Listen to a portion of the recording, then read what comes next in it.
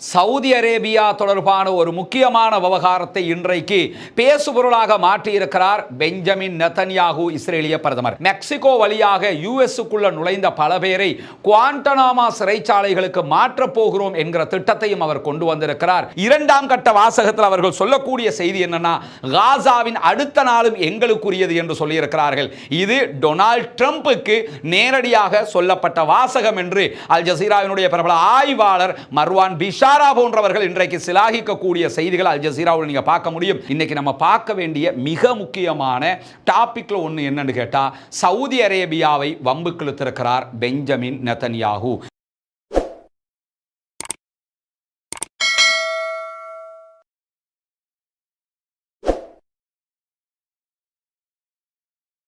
அஸ்ஸலாமு அலைக்கும் வரஹ்மத்துல்லாஹி வபரகாத்துஹு. அன்பிற்கினிய சகோதர சகோதரிகளே, நம் அனைவர் மீதும் ஏக இறைவனுடைய அமைதியும் கருணையும் உண்டாகட்டமாக என்கிற உயரிய பிரார்த்தனைகளோடு காசா மற்றும் பாலஸ்தீன நிலப்பரப்பிலே சீஸ் ஃபயர் யுத்த நிறுத்தம் ஏற்பட்டு 21வது நாளிலே நாம் அத்தனை பேரும் அமர்ந்திருக்கிறோம். இன்றைக்கு பல முக்கியமான சம்பவங்கள் அந்த நிலப்பரப்புகளில் நடந்திருக்கிறது. குறிப்பாக 5ஆம் கட்ட கைதிகள் பரிமாற்றம் இன்றைக்கு நடந்தேறி இருக்கிறது. நடு காசாவில் வளமை போன்று இன்றைக்கும் பாலஸ்தீன விடுதலை போராளிகள் கைதிகளை பரிமாற்றம் செய்திருக்கிறார். அதே நேரம் இஸ்ரேலிய சிறைச்சாலைகளிலிருந்து பாலஸ்தீன மக்களும் இன்றைக்கு விடுதலை செய்யப்பட்டிருக்கிறார்கள். இந்த செய்திகளுடைய முழு தொகுப்பை பார்க்க இருக்கிற அதே நேரம் சவுதி அரேபியா தொடர்பான ஒரு முக்கியமான விவகாரத்தை இன்றைக்கு பேசுபொருளாக மாற்றியிருக்கிறார் பெஞ்சமின் நெதன்யாகு இஸ்ரேலிய பிரதமர். அவர் என்னவெல்லாம் சொல்லி இருக்கிறார் என்கிற செய்திகளையும் தான் இன்றைய தினம் நாம் முக்கியமாக பார்க்க வேண்டிய செய்திகளாக மாறியிருக்கிறது. குறிப்பாக இன்றைக்கு 183 பாலஸ்தீன அப்பாவிகள் சிறைகளிலிருந்து விடுவிக்கப்பட்டிருக்கிறார்கள்.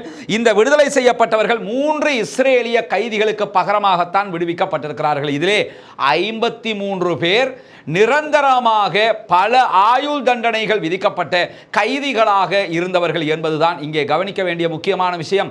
இன்றைக்கு விடுதலை செய்யப்பட்ட சகோதர சகோதரிகள் சொல்லக்கூடிய ஒரு முக்கியமான செய்தி என்னவென்று சொன்னால், நாங்கள் குவாண்டனாமா சிறைச்சாலையில் இருந்ததை போன்றுதான் இஸ்ரேலிய சிறைச்சாலையில் இருந்ததையும் உணர்கிறோம் என்று சொன்னார்கள். குவாண்டனாமா எனும்போது நிறைய பேருக்கு அமெரிக்காவினுடைய வதை முகாம் தான் நினைவுக்கு வரும். கியூபா எல்லையில் அமெரிக்கா அமைத்திருக்கக்கூடிய ஒரு சிறைச்சாலை அது இன்றைக்கும் இருக்கிறது. தற்போது டொனால்ட் ட்ரம்ப் ஆட்சிக்கு வந்திருக்கக்கூடிய நேரத்தில் மெக்சிகோ வழியாக யுஎஸ்க்குள்ள நுழைந்த பல பேரை குவாண்டனாமா சிறைச்சாலைகளுக்கு மாற்றப் போகிறோம் என்கிற திட்டத்தையும் அவர் கொண்டு வந்திருக்கிறார். உயிரை கையிலே பிடித்துக் கொண்டு துடித்துக் கொண்டிருக்கிறார்கள் அந்த சிறை கைதிகளாக மாற இருக்கிறவர்கள். காரணம் என்னன்னா, குவாண்டனாமா என்பது உலகத்தின் ஒரு நரகம். ஈராக், ஆப்கானிஸ்தான் போன்ற நாடுகளில் இருந்த முஸ்லிம்களில் மிக பிரபலமானவர்கள், அதே போன்று கற்றறிந்த அறிஞர்கள், மருத்துவத்துறை மேதைகள் என்று பல பேரை கைது பண்ணிட்டு போய் இந்த சிறைச்சாலையில் தான் வைத்திருந்தார்கள். இந்த சிறையினுடைய வதை எப்படி இருக்கும் என்பதை பார்க்க, அதை தெரிந்து கொள்ள நினைப்பவர்கள் கண்டிப்பாக தி ட்ரைட்டர் என்கிற புத்தகத்தை படித்து பாருங்கள். ஆங்கிலம், அதே போன்று தமிழ் மொழியில் துரோகி என்கிற பெயரில் இந்த புத்தகம் வெளியிடப்பட்டிருக்கிறது. குவாண்டனாமா சிறைச்சாலையின் சிறை கண்காணிப்பாளராக இருந்தவர் பின்னாட்களில் சிறையில் இருந்து வெளியேறி தன்னுடைய பதவியை துறந்து இஸ்லாத்தை ஏற்றுக்கொண்டு தி ட்ரைட்டர் என்கிற பெயரில் புத்தகத்தை எழுதியிருக்கிறார். அது தனியான ஒரு சினிமா படமாகவும் வெளியிடப்பட்டிருக்கிறது. எந்த அளவுக்கு அங்கே வதை செய்யப்படும், எப்படியெல்லாம் அவர் உணர்ந்தார் என்கிற செய்திகளை எல்லாம் தனியாக எழுதியிருக்கிறார். இன்றைக்கும் அந்த புத்தகத்தினுடைய ஆசிரியர் ஒரு பிரபல இஸ்லாமிய பிரச்சாரகராக இருப்பதை நாம் அவதானிக்க முடியும். இந்த நிலையில் குவாண்டனாமா சிறைச்சாலையில் எப்படி வதை கொடுக்கப்பட்டதோ அப்படித்தான் நாங்கள் இந்த சிறைச்சாலையிலும் எங்களுடைய துன்பங்களை அனுபவித்தோம் என்கிறார்கள் பாலஸ்தீன அப்பாவிகள். அப்படி இருக்கும்போது இன்றைக்கு தெமூன் நகரத்தில் இருந்து இஸ்ரேலிய படைகள் வெஸ்ட் பேங்க்ல இருந்து வெளியேறி இருக்கிறார்கள் என்கிற செய்திகள் வெளியாகி இருக்கிற அதே நேரத்தில் துல்கரேம், அதே போன்று ஜெருசலத்தினுடைய இன்னும் சில பகுதிகளில் தொடர்ந்து சண்டை நடைபெற்று வருகிறது என்கிற செய்திகளையும் அங்கிருக்கக்கூடிய அல் ஜசீராவினுடைய பத்திரிகையாளர்கள் தொடர்ந்து ஒளிபரப்பிக் கொண்டிருக்கிறார்கள். இந்த நிலையில தான் இன்றைக்கு விடுதலை செய்யப்பட்டிருக்கக்கூடிய 183 சிறை கைதிகள் பாலஸ்தீன அப்பாவிகள் 100 பேர் உடனடியாக காசாவை வந்தடைந்திருக்கிறார்கள். அவர்கள் காசாவிலிருந்து கைது செய்யப்பட்டவர்கள் காசாவில் இருக்கக்கூடிய மக்களை வந்து சந்தித்திருக்கிறார்கள். இதே நேரம் இஸ்ரேலிய ஆக்கிரமிப்பு வெளியிட்டிருக்கக்கூடிய அறிக்கையில் யாரும் விடுதலையை எண்ணி சந்தோஷப்படாதீர்கள், கொண்டாட்டங்களில் ஈடுபடாதீர்கள், அவர்களை கைது செய்வோம் என்கிற எச்சரிக்கை எச்சரிக்கை விடுத்திருக்கிறார்கள். அதையும் மீறி பாலஸ்தீன மக்கள் கொண்டாட்டத்தில் ஈடுபட்டுக் கொண்டிருக்கிறார்கள் என்கிற செய்திகள் வெளியாகி இருக்கிற அதே நேரம் நீங்க அல் ஜசீராவினுடைய லைவ் டெலிகாஸ்ட போய் பார்க்க முடியும். ஆங்கிலம் அரபுல அவங்க இந்த இன்றைக்கு பணைய கைதிகள் விடுதலை தொடர்பான செய்திகளை தொடர்ந்து லைவாக காட்டிக் கொண்டிருக்கிறார்கள். இன்றைக்கு விடுதலை செய்யப்பட்ட 183 சகோதரர்கள் 7 பேர் உடனடியாக மருத்துவமனையில் அதிதீவிர சிகிச்சை பிரிவில் ஐசியூக்கு மாற்றப்பட்டிருக்கிறார்கள். அந்த அளவுக்கு கொடுமையோடு தான் அவர்கள் விடுதலை செய்யப்பட்டிருக்கிறார்கள். இங்கே இருக்கக்கூடிய கிட்டத்தட்ட 1.5 ஆண்டுகள் யுத்தம் நடந்தும் அங்கிருந்த மக்களை எப்படி விடுதலை செய்திருக்கிறார்கள், யுத்தமே நடக்காத பூமியில் சிறைக்குள் இருந்தவர்கள் எப்படி விடுதலை செய்யப்படுகிறார்கள் என்பதை ஒப்பிட்டு பார்க்கும் போதே இரண்டுக்குமான வித்தியாசத்தை நாம் புரிந்து கொள்ள முடிகிறது.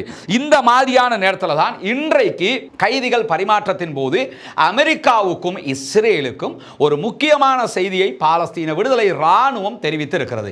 அது என்ன செய்தின்னா, சில சைனுகளால் சிலதுகளை சொல்லுவாங்க, சிலதை போர்ட் போட்டு சொல்லுவாங்க. அது மாதிரி இன்னைக்கு அவங்க எப்படி சொல்லி இருக்கிறாங்கன்னா, இன்றைக்கு கைதிகள் பரிமாற்றம் நடைபெறும் போது பின்னாடி பேனர் வச்சிருந்தாங்க. அந்த பேனர்ல இப்படியான வெற்றியை சொல்லக்கூடிய ஒரு போராட்டத்தை காட்டக்கூடிய விதமான ஒரு கை அடையாளம் இருந்தது. அந்த கை அடையாளத்தோடு சேர்த்து நாங்கள் தான் ஃப்ளட், we are flood அப்படின்னு எழுதியிருந்தாங்க. நாங்கள் ஒரு வெள்ளத்துக்கு நிகரானவர்கள். வெள்ளம்னா ஆற்றுல தண்ணி வர்ற மாதிரி இருக்காது, அடிச்சுக்கிட்டு போயிரும்ல. அதுக்காக அவங்க என்ன சொல்றாங்கன்னா, நாங்கள் வெள்ளத்துக்கு நிகரானவர்கள் என்கிற வாசகத்தை போட்டது மட்டுமல்லாம அடுத்த நாளும் காசா எங்களுக்குரியது என்கிற வாசகத்தையும் அதிலே சேர்த்திருந்தார்கள். இந்த ரெண்டில் அவங்க சொல்ல வர்ற செய்தி என்னன்னு கேட்டா, நீங்க எவ்வளவு யுத்தம் பண்ணினாலும் நாங்க திரும்ப திரும்ப அடிக்க எந்திரிச்சு வந்துகிட்டே இருப்போம். நாங்கள் விழுகிற போது வீணாக விழவில்லை, விதையாக விழுந்து கொண்டிருக்கிறோம்.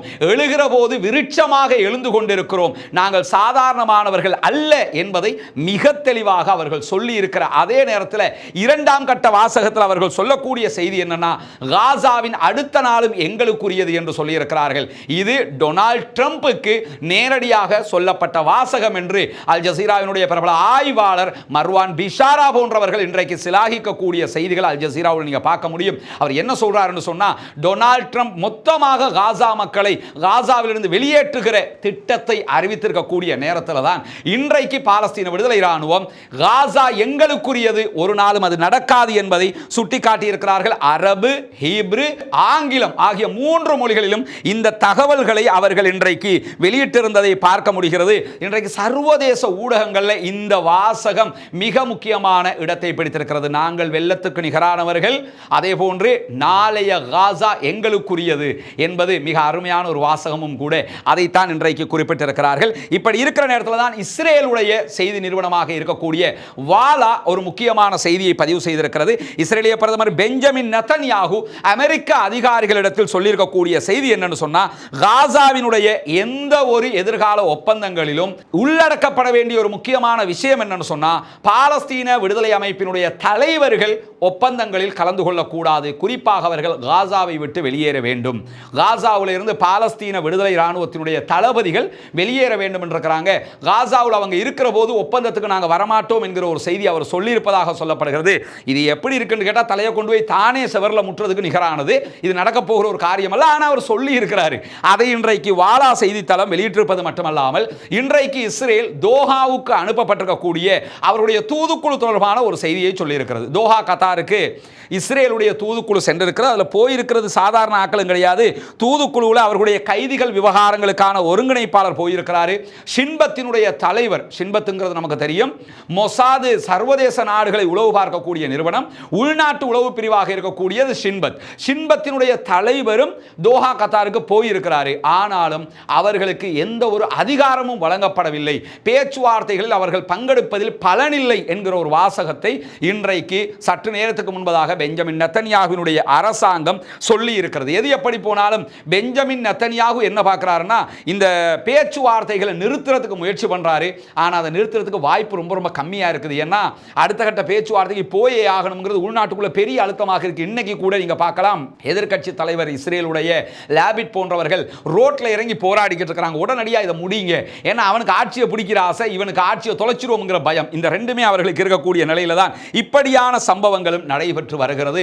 அமெரிக்காவுக்கும் இஸ்ரேலுக்கும் இடையிலான புதிய ஒப்பந்தம் எட்டப்பட்டிருக்கிறது. சொல்லப்பட்டிருக்கிறது 7.41 பில்லியன் USD அளவுக்குண்டான ஆயுத விற்பனைக்கான கையெழுத்து தற்போது நடந்திருக்கிறது. நம்ம ஆரம்பத்திலிருந்து சொல்லி வர ஒரு விஷயம் தான், டொனால்ட் ட்ரம்ப் யாரு நமக்கு எக்ஸ்பெக்ட் பண்ண முடியாது. டொனால்ட் ட்ரம்ப்பை நீங்க அவரை சில நேரங்களில் அரிசியை போட்டு சோறாக்கலாம்னு நினைப்பீங்க. ஆனா அந்த ஆள் அரிசி நினைச்சுக்கிட்டு போட்டோம்னா நூடுல்ஸ் ஆகி வந்துருவான். சில நேரங்களில் இறைச்சிக்கறியா மாறி வந்துருவாப்ல. இந்த மாதிரியான ஒரு கேரக்டர் தான் டொனால்ட் ட்ரம்ப். யாருமே இவர் இப்படி இருப்பாரு என்று நினைக்க முடியாது. அதை முன்னுக்கு பின் முரணாக உடனுக்குடன் செய்திகளையும் அவர் செஞ்சு வர்ற வேலையெல்லாம் பார்த்தீங்கன்னா அமெரிக்காவினுடைய ஜனாதிபதி தான் இதை செய்கிறாரான்னு யோசிப்பீங்க. ஒரு பக்கம் பனாமா கால்வாயில பிரச்சனை பண்ணிக்கிட்டு இருக்கிறாரு, இன்னொரு பக்கம் டென்மார்க்கோட பிரச்சனை பண்ணிக்கிட்டு இருக்கிறாரு, WHO காசை நிறுத்தி இருக்கிறாரு, UNRWA காசை நிறுத்தி இருக்கிறாரு, USAID காசையை மொத்தமாக நிறுத்தி இருக்கிறாரு, சைனாவோட தற்போது ஒரு பெரிய எக்கனாமிக் வார உண்டாக்கி இருக்கிறாரு. இப்படி அவர் செய்கிற வேலையெல்லாம் இந்த 4 வருஷத்துக்குள்ள என்ன கூத்து போட போறாருங்கிற அளவுக்கு கேள்விகள் இருக்கிற நேரத்தில் தான் அவருடைய ஒரு திட்டத்தில் ஒன்று தான் இஸ்ரேலுடைய, நம்ம ஆரம்பத்திலே சொன்னோம், இந்த காசாவினுடைய வார் அவர் செய்யறதா இருந்தா இஸ்ரேல் காசு கொடுத்து ஆயுதம் வாங்கினா செய்ய வைப்பாரு, சும்மா சும்மா கொடுக்க மாட்டாரு என்கிறத நம்ம பலமுறை சொல்லியிருக்கோம். அதே மாதிரி இப்போ பார்த்தீங்கன்னு சொன்னால் இஸ்ரேலுக்கு 7.41 பில்லியன் அளவுக்கு USD அளவுக்குண்டான ஆயுதங்களை கொடுத்திருக்கிறார். இதில் நிறைய வெடிகுண்டுகள், ஏவுகணைகள், புது வகையான ஏவுகணைகள் என்று பலதையும் அமெரிக்கா விற்பனை செய்வதற்கு தயாராகி இருக்கிறது என்கிற செய்திகள் இன்றைக்கு வெளியாகி இருக்கிற அதே நேரம் இன்னைக்கு நம்ம பார்க்க வேண்டிய மிக முக்கியமான டாபிக்ல ஒன்று என்னன்னு கேட்டால், சவுதி அரேபியாவை வம்புக்கு இழுத்திருக்கிறார் பெஞ்சமின் நெதன்யாகு. யுஎஸ்ல இருந்து இஸ்ரேலுடைய செய்தி நிறுவனமாக இருக்கக்கூடிய சேனல் 14க்கு அவர் வழங்கி இருக்கக்கூடிய ஒரு முக்கியமான பேட்டி. அதுல அந்த பேட்டியில சாராம்சமே என்னன்னு கேட்டா, நீங்க காசாவுல இருந்து மக்களை வெளியேற்றுவோம் என்று டொனால்ட் ட்ரம்ப் சொல்றாரு. அதே நேரத்தில் அதற்கு எதிராக தற்போது சவுதி அரேபியா இருக்கிறார்கள். சவுதி அரேபியாவும் இஸ்ரேலும் இணக்கமாக போவதான பேச்சுக்கள் எல்லாம் எடுபட்டு வருகிறது. இந்த நேரத்தில் நீங்களும் சவுதி அரேபியாவும் இணங்க முடியுமா? ராஜ்ய உறவுகளை மேம்படுத்த முடியுமா? 2 நாடும் உங்களை ஒரு தனி நாடாக சவுதி அரேபியா ஏற்றுக்கொள்ளுமா என்கிற ஒரு கேள்விக்கு அவர் என்ன சொல்றாருன்னா, ஆமா அவங்க நிச்சயமாக எங்களை ஏற்றுக்கிறவாங்க, எங்களை அங்கீகரிப்பதற்கு அவர்கள் அப்படி ஒரு நிபந்தனையை விதிக்கவில்லை என்று அவரும் சொல்லியிருக்கிறார். இந்த கருத்தை டொனால்ட் ட்ரம்ப் ஏற்கனவே சொல்லி உடனடியாக சவுதி அரேபியா அதை மறுத்துருச்சு. ஒன்று மட்டும் புரிஞ்சுக்கிறங்க, சவுதி அரேபியாவை நம்ம சாதாரணமாக எடை போற்ற முடியாது. சவுதி ராஜ்யம் எப்படிப்பட்டது என்பதை ஒரு தனி வீடியோ சுவாரஸ்யமாக இருக்கும், அதை நம்ம தனியாக பார்ப்போம். சவுதி அரேபியானும் போது டொனால்ட் ட்ரம்ப் நினைச்சா 2 ஏவுகணை அடிச்சு நொறுக்கிடலாம் போல, இந்த மாதிரி அவர் நினைச்சுக்கிட்டு இருக்கிறாரு. சவுதி அரேபியா மோஸ்ட் மத்திய கிழக்கில் இருக்கக்கூடிய ஒரு வல்லரசு என்பதை சவுதியை பற்றி டொனால்ட் ட்ரம்ப் அறியாத கதைகள் அல்ல. அவங்க லேசில் ஒரு யுத்தத்துக்கு போக மாட்டாங்க, போனாங்கன்னா முடிஞ்ச வரைக்கும் இழுத்து பிடிப்பாங்க. அவங்களுக்கு நஷ்டம் தெரிஞ்சால் மட்டும் தான் பின் வருவாங்க. அவங்க யமன்ல இருந்து பின்வாங்கினத மாதிரி. ஆனால் ஒரு யுத்தத்துக்கு போகணும்னு நினைச்சிட்டாங்கன்னா எல்லாமே அவர்களிடத்தில் இருக்கிறது. என்ன, எல்லாமே வெளிநாட்டு இறக்குமதி தான் அதிகமாக இருக்கிறது. ஈரான்லன்னா சொந்த தயாரிப்பு இருக்கிறது.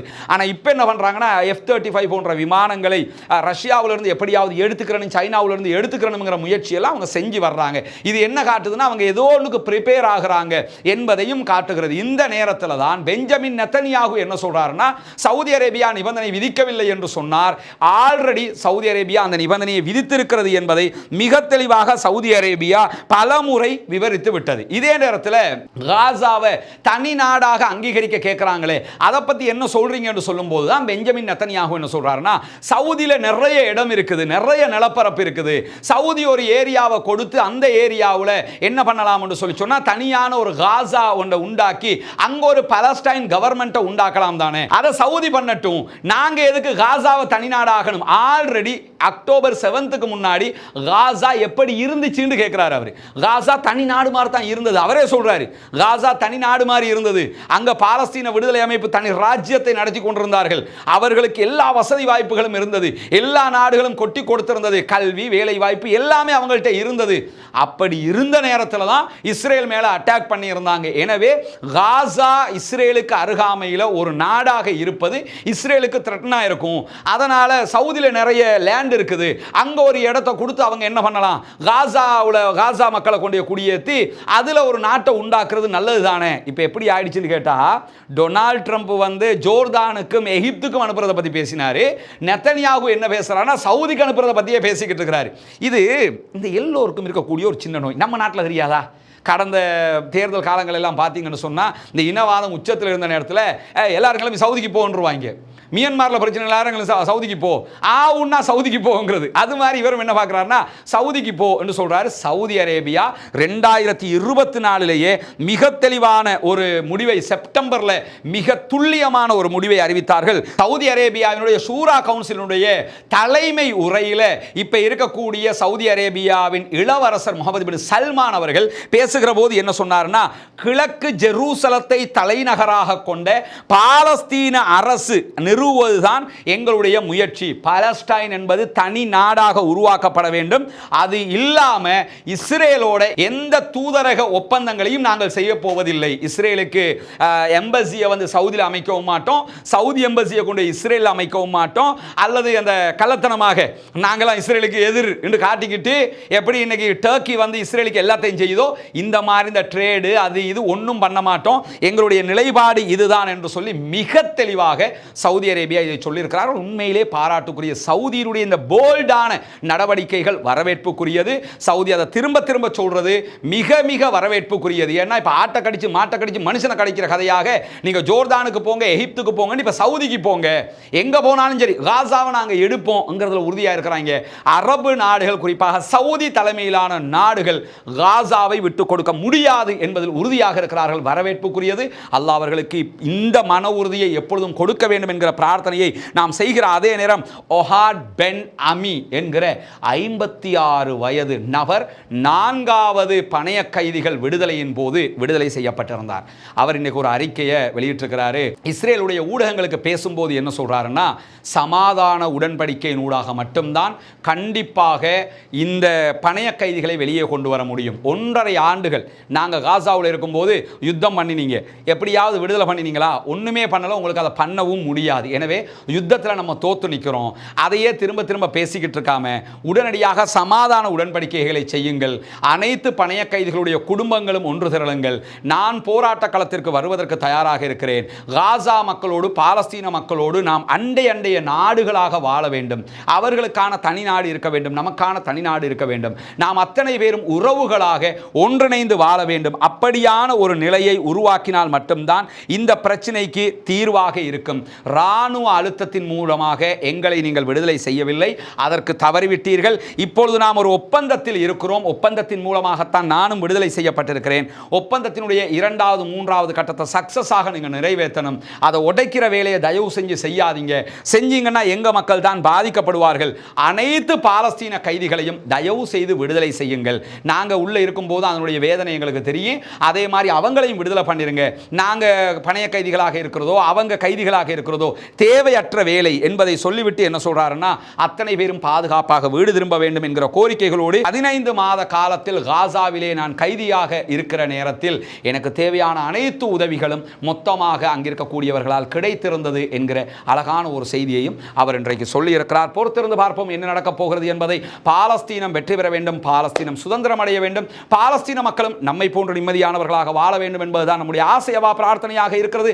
அது மட்டுமல்லாமல் பாலஸ்தீனத்திலே ஜெருசலத்திலே குறிப்பாக வெஸ்ட் பேங்க்ல இஸ்ரேலிய ஆக்கிரமிப்பு நடத்தி வரக்கூடிய தாக்குதல்கள் நிறுத்தப்பட வேண்டும் என்பது மிக மிக முக்கியமானது. அந்த மக்களுக்காக பிரார்த்தனை செய்யுங்கள். அந்த மக்களுக்காக அல்லாஹ்விடத்திலே கையேந்துங்கள். இஸ்ரேலிய ஆக்கிரமிப்புக்கு எதிராக குனூத்து நாசிலாவை ஓத மறந்து விடாதீர்கள். ஜனநாயக ரீதியாக பாலஸ்தீன மக்களுக்கு குரல் கொடுப்போமாக. தொடர்ந்தும் உண்மையான செய்திகளை உடனுக்குடன் நீங்கள் தெரிந்து கொள்வதற்காக, இஸ்லாமிய உலகத்தில் நடக்கக்கூடிய செய்திகளையும் துல்லியமாக புரிந்து கொள்வதற்காக, தெரிந்து கொள்வதற்காக ரஸ்மின் எம்ஐஎஸ்சி நியூஸ் என்கிற நம்முடைய சேனலை சப்ஸ்கிரைப் செய்யாத சகோதரர்கள் சப்ஸ்கிரைப் செய்து கொள்ளுங்கள். நம்முடைய டெலிகிராம் சேனல் மற்றும் வாட்ஸ்அப் சேனலில் இணையாத சகோதரர்களும் இணைந்து கொள்ளுங்கள். அதனுடைய லிங்க்கள் இந்த வீடியோவுக்கு கீழே இருக்குது. நம்முடைய ஃபேஸ்புக் பக்கத்திலும் அது இருக்கிறது. ரஸ்மின் எம்ஐஎஸ்சி என்கிற நம்முடைய ஃபேஸ்புக் பக்கத்தை நீங்கள் தொடர்ந்து ஃபாலோ பண்ண முடியும். அதே போன்று எக்ஸில் ரஸ்மின் எம்ஐஎஸ்சி என்று நீங்கள் தொடர முடியும். இன்ஸ்டாகிராம்லையும் ரஸ்மின் எம்ஐஎஸ்சி என்று நீங்கள் தொடர முடியும். என்னை வாட்ஸ்அப் மூலமாக தொடர்பு கொள்ள விரும்பக்கூடிய சகோதரர்கள் முன்னால் இருக்கக்கூடிய என்னுடைய 07710819996 என்கிற நம்பரின் ஊடாக தொடர்பு கொள்ளுங்கள். வாஹ்ரதவானா அல்ஹம்துலில்லாஹி ரப்பில் ஆலமீன்.